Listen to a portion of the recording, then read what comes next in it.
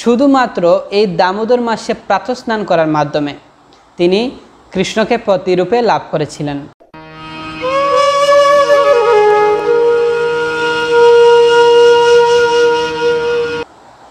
হরে কৃষ্ণ।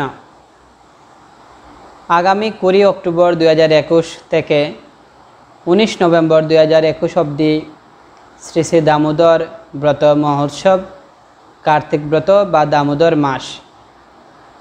তো বৈষ্ণবীয় পঞ্জিকা অনুযায়ী বা চান্দ্র পঞ্জিকা অনুযায়ী আশ্বিন মাসের এই পূর্ণিমা তিথি থেকে দামোদর তিথি উদযাপন হয়, অর্থাৎ লক্ষ্মী পূর্ণিমা থেকে এই দামোদর তিথি শুরু হয়।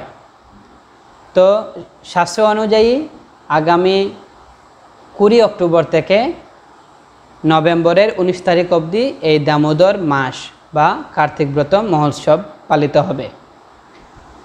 তো কিভাবে আমরা এই দামোদর ব্রত বা কার্তিক ব্রত পালন করতে পারি, এই সম্পর্কে পদ্মপুরাণ এবং হরিভক্তি বিলাসে খুব বিস্তৃতভাবে আলোচনা করা হয়েছে। আমরা সেখান থেকে কিছু সংক্ষেপে আলোচনা করার চেষ্টা করব। শাস্ত্রে বর্ণনা করা আছে, যদি কেউ এই কার্তিক ব্রত পালন করে, অর্থাৎ এই দামোদর মাসে যদি কেউ হবিষণ্য খেয়ে সে দামোদর ব্রত পালন করতে পারে, কেউ কেউ আবার শুধু ফল খেয়ে দামোদর ব্রত পালন করেন। এভাবে বিভিন্ন ভক্তরা তাদের সাধ্য অনুসারে বিভিন্ন প্রকার ব্রত করে থাকেন। এই কার্তিক মাস বা দামোদর মাস হচ্ছে ভগবানের সবচেয়ে প্রিয় মাস। আমাদের প্রত্যেকেরই একটা প্রিয় মাস থাকে। তো ভগবান পরমেশ্বর ভগবান শ্রীকৃষ্ণের এই সবচেয়ে প্রিয় মাস, 12টি মাসের মধ্যে সবচেয়ে প্রিয় মাস হচ্ছে কার্তিক মাস। কারণ এই কার্তিক মাসে ভগবান বিবিধ লীলা তিনি করেছেন, অনেক লীলা করেছেন। তার মধ্যে একটি মুখ্য লীলা হচ্ছে দামবন্ধন লীলা। দাম উদর, এই মাসের নাম কেন দামোদর হলো? দাম মানে মাতা যশোদা পরমেশ্বর ভগবান শ্রীকৃষ্ণের অর্থাৎ গোপালের পেটে বা উদরে তিনি বন্ধন করেছিলেন। দাম উদর, দাম মানে রশ্মি আর উদর মানে পেট, অর্থাৎ এই পেটে এই উদরে তিনি রশ্মি দ্বারা বন্ধন করেছিলেন, তাই এই মাসের নাম হচ্ছে দামোদর। তার বিস্তৃত আলোচনা রয়েছে। গোপাল তিনি ননে চুরি করছিলেন, তো সেখানে মাতা যশোদা তাকে দৌড়িয়ে ধরে তাকে একটা উদুকুলের সাথে তিনি বেঁধে রেখেছিলেন। এজন্য এই দামোদর মাসটা হচ্ছে অত্যন্ত মাহাত্ম্যপূর্ণ। এবং যখন এই মাতা যশোদা এই দামোদরকে তিনি উদুকুলের সাথে বেঁধে রেখেছিলেন, তারপর ভগবান এই দামবন্ধ লীলার মধ্যেও আরেকটা অন্যতম লীলা করেছেন। সেটি হচ্ছে দুজন দেবপুত্রকে তিনি উদ্ধার করেছিলেন। তারা কারা ছিলেন? কুবেরের 2 সন্তান। কুবের হচ্ছেন স্বর্গের তিনি ক্যাশিয়ার যাকে বলা হয়, যার কাছে ধন সম্পদ সমস্ত কিছু থাকে। সেই কুবেরের 2 পুত্র তারা উলঙ্গভাবে স্নান করছিলেন। সেটা দেখে নারদমুনি তাকে অভিশাপ দিয়েছিলেন যে তোমরা বৃক্ষ হয়ে জন্মগ্রহণ করো। তারপরেও বৈষ্ণব তিনি হচ্ছেন দয়ালু, বৈষ্ণবের অভিশাপও সেটা আশীর্বাদ রূপে পরিগণিত হয়। তাই যখন তারা ক্ষমা চেয়েছিল নারদমুনির কাছে, তখন নারদমুনি তাদেরকে আশীর্বাদ করেছিলেন, ঠিক আছে, দাপর যুগে যখন পরমেশ্বর ভগবান তিনি নন্দালয়ে তিনি বড় হবেন, সেখানে তার বাড়ির ঠিক সামনে আঙিনায় তোমরা 2টি অর্জুন গাছ রূপে জন্মগ্রহণ করবে এবং ভগবান দামবন্ধন লীলার মাধ্যমে তোমাদের দুজনকে উদ্ধার করবেন। তখন ভগবান কী করেছিলেন, যখন যশোদা মা উদুকুলের সাথে বেঁধে রেখেছিলেন, তখন ভগবান তিনি সেই উদুকুলকে সহ তিনি গড়িয়ে যেতে যেতে 2টি অর্জুন গাছের মধ্য দিয়ে তিনি গিয়েছিলেন এবং উদুকুল তার কোমরে বাঁধা ছিল এবং সেই উদুকুলের আঘাতে 2টি অর্জুন গাছ উপচে পড়ে যায়, অর্থাৎ মাটিতে পড়ে যায়, যার মাধ্যমে সেই যে কুবেরের 2 পুত্র নল এবং মণিগ্রীব তারা মুক্তি লাভ করে এবং তারা ভগবানের স্তবস্তুতি করে প্রার্থনা করে তারা আবার স্বর্গে ফিরে যায়। এরকম ভগবান বিবিধ তিনি লীলা করেছেন। তো এই দামোদর মাস ভগবানের অত্যন্ত প্রিয় মাস। যদি এই দামোদর মাস বা কার্তিক ব্রতকে পালন করে, হরিভক্তি বিলাসে বলা হয়েছে এবং পদ্মপুরাণে বলা হয়েছে সে তিনি সহস্র গুণ ফল লাভ করেন। অর্থাৎ যদি এই দামোদর মাসে কেউ একজন বৈষ্ণবকে সেবাদান করে, তাহলে সে 1000 বৈষ্ণবকে সেবাদান করার ফল লাভ করে। যদি কেউ এই দামোদর মাসে 1 মালা হরিনাম জপ করে তাহলে সে 1000 মালা হরিনাম জপ করার ফল লাভ করে। যদি কেউ ভগবানকে এই মাসে তার শ্রীচরণে ভগবানের শ্রীচরণে পুষ্প নিবেদন করে, চন্দন দ্বারা তুলসী অর্পণ করে, তাহলে তার কোটি কোটি জন্মের পাপরাশি তৎক্ষণাৎ ধূলিসাৎ হয়ে যায়। এবং এক কথায় যা যা আপনি ভালো কাজ করবেন, পারমার্থিক কাজ করবেন, যে সমস্ত ভক্তি করবেন, তার হাজারো গুণ আপনি ফল লাভ করবেন। এবং শাস্ত্র বর্ণনা করা আছে এই মাসে 5টি মুখ্য জিনিস করা প্রত্যেক ব্যক্তির কর্তব্য। তা হচ্ছে তুলসী সেবা, ভগবানকে প্রদীপ দান, তারপর হচ্ছে মথুরাবাস। মথুরাবাস মানে হচ্ছে যদি কেউ মন্দিরে বাস করে তাহলে মথুরাবাস হয়। হ্যাঁ, তারপরে হচ্ছে বৈষ্ণব সেবা এবং হচ্ছে এই দামোদর ব্রত পালন। যদি কেউ এই 5 প্রকার ভক্তি করে তাহলে সে অনায়াসেই এই জড় জগতের বন্ধন থেকে মুক্ত হয়ে সে ভগবদ্ধাম ফিরে যেতে পারে। তাই এই কার্তিক মাসে অবশ্যই আমাদের এই ভালো ভক্তি করা উচিত এবং কোনোভাবেই আমাদের পাপ কর্ম করা উচিত নয়। যেভাবে আমরা ভক্তি করলে 1000 গুণ ফল বেশি পাবো, ঠিক সেইভাবে যদি আমরা এই দামোদর মাসে কোনো খারাপ কাজ করি তাহলে 1000 গুণ খারাপ কাজের পাপ আমাদের বহন করতে হবে। তাই সাবধান থাকতে হবে এই মাসে যেন আমরা কোনো প্রকার পাপ কাজ না করি। যেমন আমরা যেন কোনোভাবে এই মাসে নেশা গ্রহণ না করি, আমরা যেন আমিষ আহার না করি, আমরা যেন অবৈধ সঙ্গ না করি। হ্যাঁ, এবং আমরা কোনো প্রকার পাপ কাজের সাথে লিপ্ত হব না, সেটা আমাদের মাথায় রাখতে হবে। যদি আমরা কোনো প্রকার পাপ কার্য করি তাহলে 1000 গুণ বেশি পাপের বার আমাদের বহন করতে হবে, ঠিক যেভাবে আমরা 1000 গুণ পুণ্য লাভ করব। তো ভক্তরা ফলের আশা করেন না, তথাপিও ভগবান তিনি এই মাসকে একটা বিশাল সুযোগ করে দিয়েছেন যাতে আমরা আমাদের কোটি কোটি জন্মের পাপরাশি, যে সঞ্চিত পাপরাশি, তা খণ্ডন করে কীভাবে আমরা ভগবানের কাছে ফিরে যেতে পারি। এই মাসে যদি কেউ ভোরে স্নান করে তাহলে সে গঙ্গা স্নানের ফল লাভ করে। এমনকি পরমেশ্বর ভগবান যখন তিনি দ্বারকালীলা করেছিলেন সেখানে ভগবানের 16108 জন মহিষী ছিলেন। তার মধ্যে অন্যতম ছিলেন রুক্মিণী দেবী, সত্যভামা দেবী এবং প্রমুখরা। তার মধ্যে যিনি ছিলেন সত্যভামা, তিনি শুধুমাত্র এই দামোদর মাসে প্রাতঃস্নান করার মাধ্যমে তিনি কৃষ্ণকে প্রতিরূপে লাভ করেছিলেন। তাই আমরা দেখতে পাচ্ছি কত মাহাত্ম্যপূর্ণ এই দামোদর মাসে প্রাতঃস্নান করা।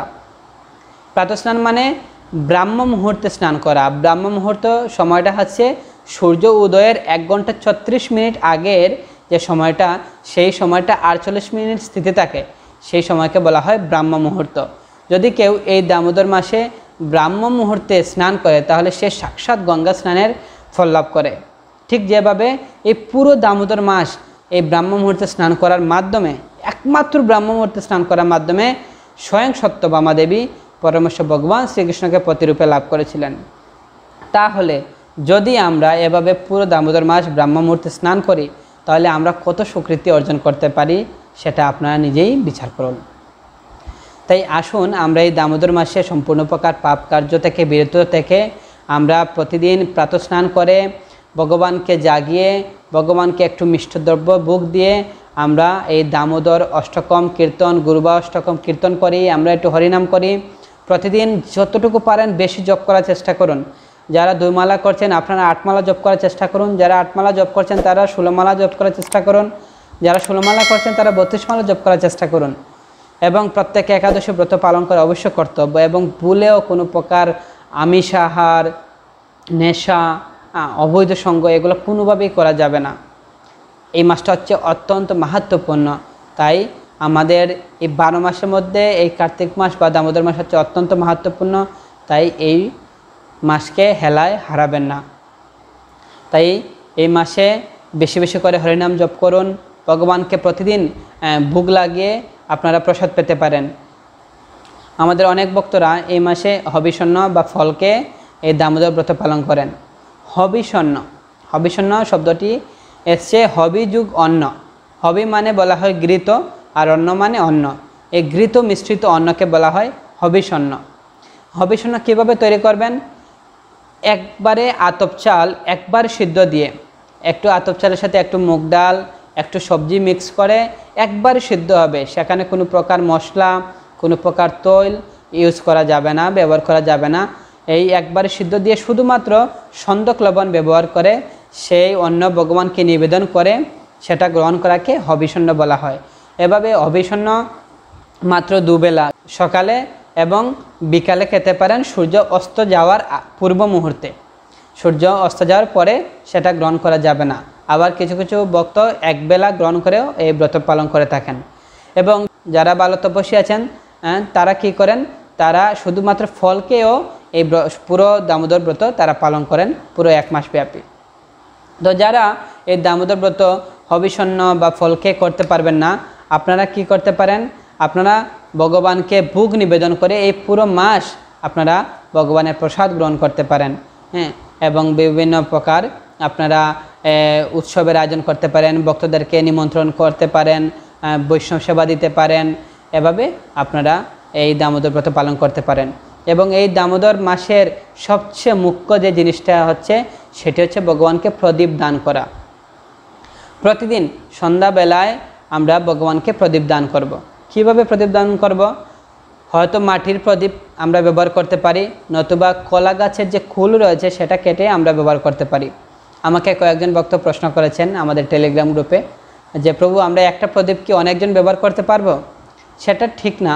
আমরা মাটির প্রদীপ ব্যবহার করতে পারি, নতুবা কলা গাছের ফুল কেটে সেটাতে আমরা প্রদীপ বানিয়ে করতে পারি। যদি কোনো ব্যবস্থা না থাকে তখন সেটা দৌত করে আপনারা ব্যবহার করতে পারেন। কিন্তু সবচেয়ে বেস্ট হয় কলা গাছের ফুল বা মাটির প্রদীপ একবার ব্যবহার করে সেটা বাদ দিয়ে দেওয়া। এরকম আমরা তুলা দ্বারা সলত বানিয়ে সেখানে আমরা ঘি বা তিলের তেল দ্বারা আমরা ব্যবহার করতে পারবো, অন্য কোনো তেল ব্যবহার করা যাবে না।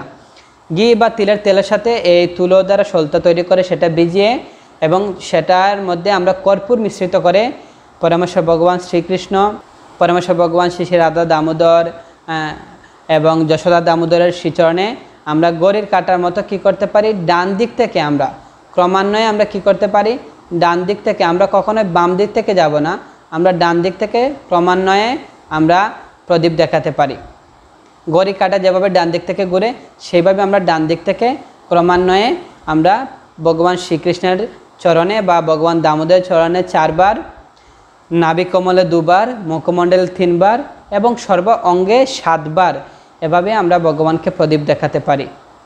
দেখানোর পর তুলসী দেবীকে 4 বার, তুলসী দেবীর মুখমণ্ডলে 4 বার, বৈষ্ণব সরগোস্বামীদের মুখমণ্ডলে 4 বার, প্রভুপাদ গুরুদেবের মুখমণ্ডলে 4 বার এবং বৈষ্ণবদের মুখমণ্ডলে আমরা 4 এই প্রদীপ দেখাতে পারি।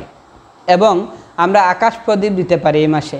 শাস্ত্র বর্ণনা করা হয়েছে যদি কেউ আকাশ প্রদীপ দান করে এই মাসে তাহলে তার কোটি কোটি জন্মের পাপরাশি ধ্বংস হয়ে যায় এবং সে 1 লক্ষ গুণ বেশি ফল লাভ করে। এছাড়াও আমরা যদি তুলসী কাষ্ঠের দ্বারা, তুলসী কাষ্ঠের মধ্যে আমরা সলতা লাগিয়ে যদি আমরা ভগবানকে প্রদীপ দেখাই তাহলে আরও অনেক বেশি গুণ ফল লাভ করতে পারি, সেটাও শাস্ত্রে বর্ণনা করা আছে। তাই এই মাসে অবশ্যই আপনারা প্রতিদিন সন্ধ্যাবেলায় রাধা দামোদর অথবা যশোদা দামোদর ভগবানকে আপনারা প্রদীপ নিবেদন করবেন। কোনোভাবেই আপনারা একদিনও একটা সময়ও আপনারা প্রদীপ দেখানো থেকে বিরত থাকবেন না। এই অমূল্য সুযোগটি কখনোই হাতছাড়া করবেন না। যদি কেউ এই 1 মাস পুরো ভগবানকে প্রদীপ নিবেদন করে তাহলে তার এই মানব জীবন সার্থক, সে জন্মে ভগবত ধাম ফিরে যেতে পারবে। তো শাস্ত্রে বর্ণনা করা আছে, বিশেষ করে পুরাণে এই একটা সুন্দর একটা লীলা বর্ণনা করা আছে। একবার কোনো এক বৈষ্ণব তিনি কি করেছিলেন, তিনি একটি প্রদীপ ভগবানকে নিবেদন করে ভগবানের সামনে রেখে চলে গিয়েছিলেন।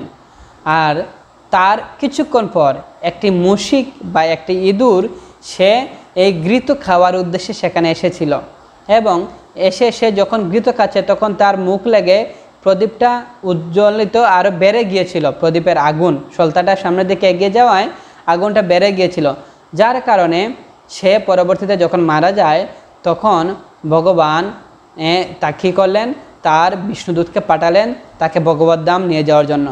তো তখন কিছু যমদূতরাও সেখানে এসেছিল।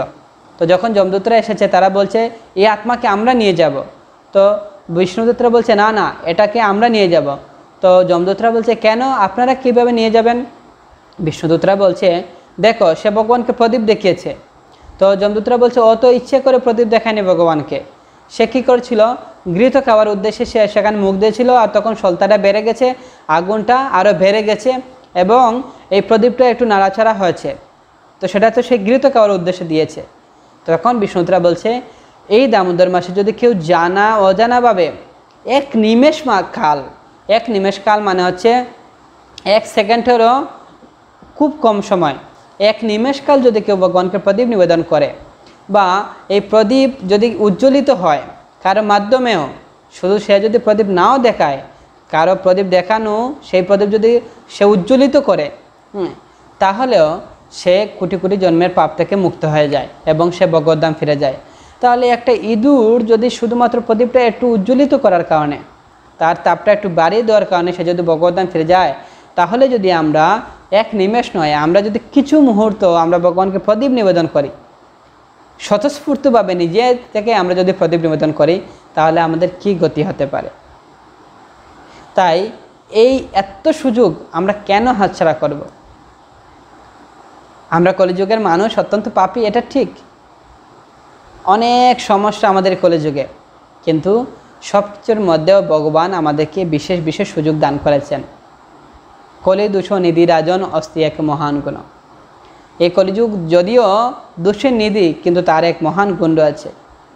এই হরিনাম সংকীর্তনের মাধ্যমে, ভগবানের প্রীতিবিধানের মাধ্যমে এই কলির দোষের নিধি থেকেও আমরা মুক্তি পেয়ে ভগবদ্ধাম ফিরে যেতে পারি। তাই দামোদর মাস হচ্ছে ভগবানের অত্যন্ত প্রিয় মাস। তাই এই মাসে যদি আমরা ভগবান দামোদরকে, পরমেশ্বর ভগবান শ্রীকৃষ্ণকে সন্তুষ্ট করতে পারি, তাহলে আমাদের এই পাপ কোনো কিছুই না, সমস্ত প্রকার পাপ থেকে মুক্ত হয়ে আমরা ভগবদ্ধাম ফিরে যেতে পারবো। তাই কৃপাপূর্বক আপনারা এই দামোদর ব্রত যথাযথভাবে আপনারা পালন করুন। আমি আবারও বলছি, আগামী 20 অক্টোবর 2021 থেকে 19 নভেম্বর 2021 পর্যন্ত এই দামোদর ব্রত বা কার্তিক ব্রত উদযাপিত হবে। আপনারা এই কার্তিক ব্রতে বা দামোদর ব্রতে আপনারা প্রতিদিন ভগবানকে প্রদীপ নিবেদন করুন, প্রতিদিন ভগবানকে ভোগ নিবেদন করে ভগবানের প্রসাদ গ্রহণ করুন। প্রতিদিন সমস্ত প্রকার পাপ কার্য থেকে মুক্ত হয়ে বৈষ্ণব সেবা, সাধুসঙ্গ, হরিনাম সংকীর্তন, তুলসী সেবায় আপনারা যুক্ত হন। তুলসী সেবা এ মাসে অত্যন্ত মাহাত্ম্যপূর্ণ একটি সেবা। আপনারা প্রতিদিন ভোরবেলা যখন আপনার ঘুম থেকে উঠে ভগবানকে জাগরণ করে, মঙ্গলারতি করে, নৃসিংহ আরতি করে, তারপরে আপনারা তুলসী আরতি করবেন। তারপরে তুলসী পরিক্রমা করবেন। তুলসী পরিক্রমা মন্ত্র হচ্ছে, জানি কানি চ পাপানি ব্রহ্ম হত্যা দিকা নিচ তানি তানি প্রণশান্তি প্রদক্ষিণা পদে পদে। যদি জানা এবং অজানাভাবে কোনো পাপ, এমনকি ব্রহ্মহত্যাজনিত পাপ করে থাকেন, এই তুলসী দেবীকে পরিক্রমার মাধ্যমে সে ব্রহ্মহত্যাজনিত পাপ পর্যন্ত নষ্ট হয়ে যায়। এবং এই মাসে যদি আপনি এভাবে প্রতিদিন এই মন্ত্র বলে কমপক্ষে 4 বার তুলসী পরিক্রমা করা উচিত, সকালে 4 বার এবং সন্ধ্যাবেলা 4 বার। যদি এভাবে আমরা এই দামোদর মাসে প্রতিদিন সকালে এবং সন্ধ্যায় এই 2 বার, 4 বার 4 বার 8 বার আমরা তুলসী পরিক্রমা করি, তাহলে 8000 বার তুলসী পরিক্রমা করার আমরা ফল লাভ করতে পারি। এবং সকালবেলা তুলসী পরিক্রমা করার পর তুলসীতে অবশ্যই জলদান করবেন, সেটা আরও অত্যন্ত মাহাত্ম্যপূর্ণ। তুলসীতে জলদান করার মন্ত্র হচ্ছে, ওম গোবিন্দ বল্লভাম দেবীং ভক্ত চৈতন্য কারিণীম স্নাপায়ামি জগদ্ধাত্রীম বিষ্ণু ভক্তি প্রদায়িনী। তো এভাবে এই তুলসী মহারানীকে প্রতিদিন সকালে আপনারা জলদান করবেন 3 বার। এভাবে তুলসী সেবা করার মাধ্যমে আমরা তুলসী কৃষ্ণ প্রেয়সী নম নম। তুলসী দেবী হচ্ছেন ভগবান শ্রীকৃষ্ণ অত্যন্ত প্রিয়। তাই তুলসী সেবা করার মাধ্যমে আমরা কৃষ্ণকে আরও তাড়াতাড়ি সন্তুষ্ট করতে পারবো এবং আরও খুব তাড়াতাড়ি কৃষ্ণের কাছে আমরা চলে যেতে পারবো। সবাইকে অসংখ্য ধন্যবাদ। আপনারা কৃপাপূর্বক আমাদের এই ভিডিওটি বেশি বেশি শেয়ার করবেন, আপনারা আমাদের চ্যানেলটি সাবস্ক্রাইব করবেন এবং লাইক দেবেন এবং আমাদের সঙ্গেই থাকবেন। সবাইকে অসংখ্য ধন্যবাদ। হরে কৃষ্ণ।